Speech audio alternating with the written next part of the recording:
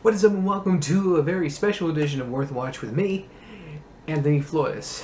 Wow, you may be thinking right now, Anthony, it's already been quite a bit of time since the Avengers was released. A little bit late on that one, huh?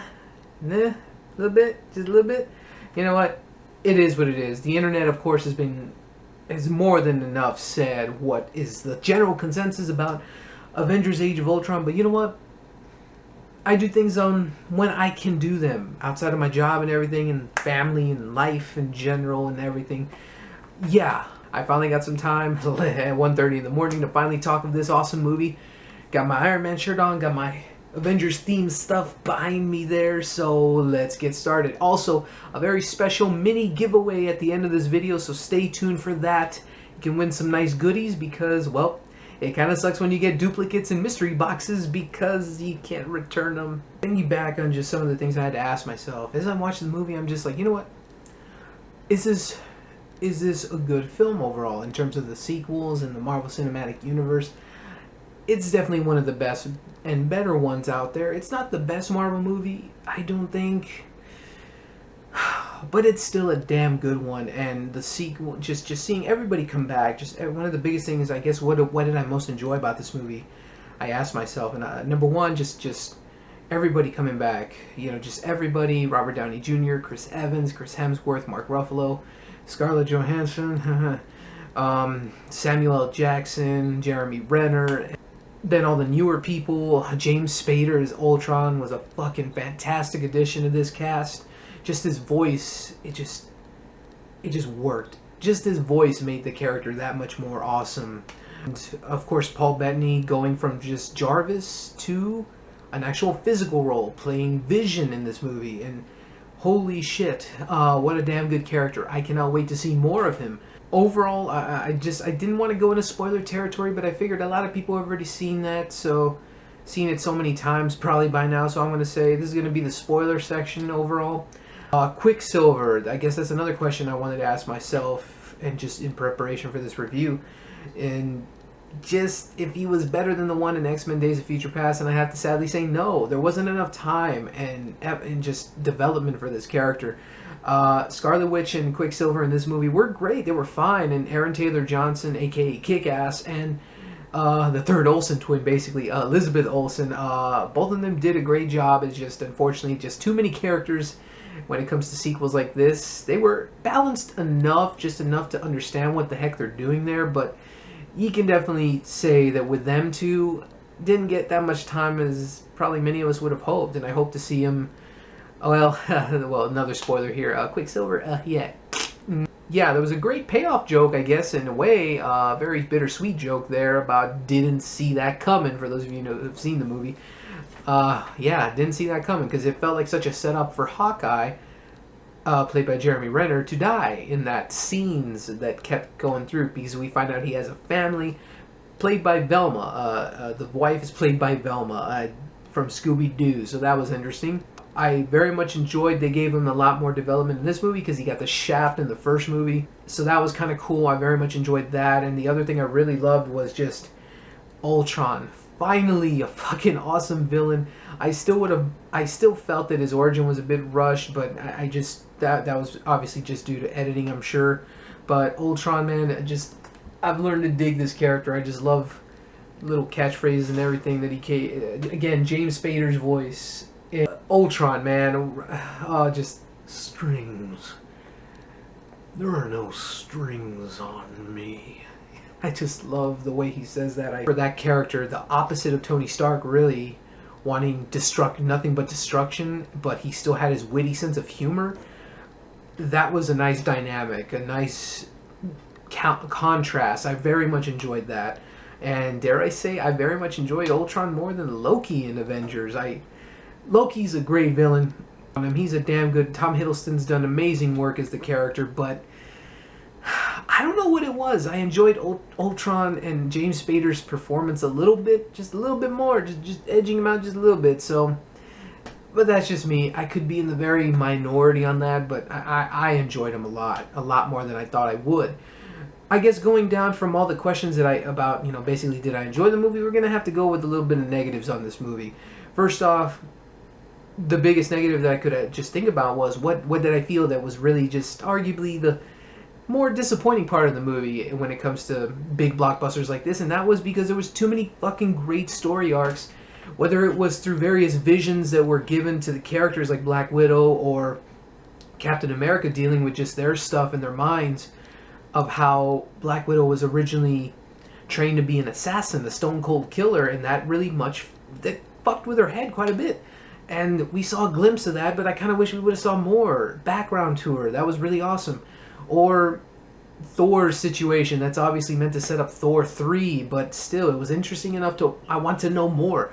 It was the complete opposite of Iron Man 2. Iron Man 2 had so much shit where it was just like, "Free bird, I want my bird." That's all I remember from Iron Man 2. For real. Like, okay, and Sam Rockwell, he was pretty awesome, but he was almost given nothing to do in that movie aside from just being an asshole.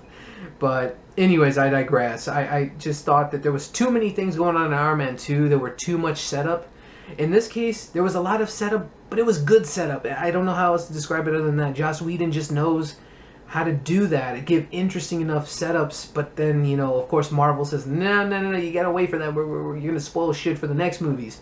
And I guess that's where Joss Whedon, of course, said, you know, forget it, Marvel, thanks, but no thanks. I'm not gonna come back for the third one. He's already admitted that he had some issues with Marvel, and they really just had to cut it down from like 3.5 hours to 2.5, and I want to see that director's cut. I'm just going to say that right now. I want to see, because there were definitely scenes where it felt rushed, as I've already stated. That was the biggest problem for me. It was too rushed in some scenes, especially with Ultron's origin. Some of the stuff with the twins, some of the stuff with Tony Stark and Bruce Banner there. And oh my God, Mark Ruffalo is Bruce Banner yet again. Awesome stuff. Good chemistry of them being mad scientists. That was also pretty funny. Some chemistry between Bruce Banner and Black Widow going out and kissing and making out and whatnot. So that was interesting. I thought there was so much interesting stuff, but again, that was arguably the biggest downfall for this movie. It was too good of setups for various story arcs, but we just weren't given enough, because whether it was the editing process that Marvel said, nope, Joss Whedon, we're going to have to cut it down, or it was just simply because it just wasn't there. And I don't know what happened behind the scenes other than for what we got and for what I got out of this movie, enjoying it. That's all I could have ever asked for. A good sequel that I can enjoy, have some popcorn, throw it in my face and eat it and drink my soda. And I had a lot of fun seeing it both times. Let's thank you for tuning into my review. Now just stay tuned right now for some little giveaway stuff. I'm actually going to give some stuff, but my apologies to those of you in outside of the US. I'm sorry, I don't mean to be a dipshit like that, but unfortunately just shipping is very costly nowadays, and if I ever have the money to do so, I will for giveaways like this.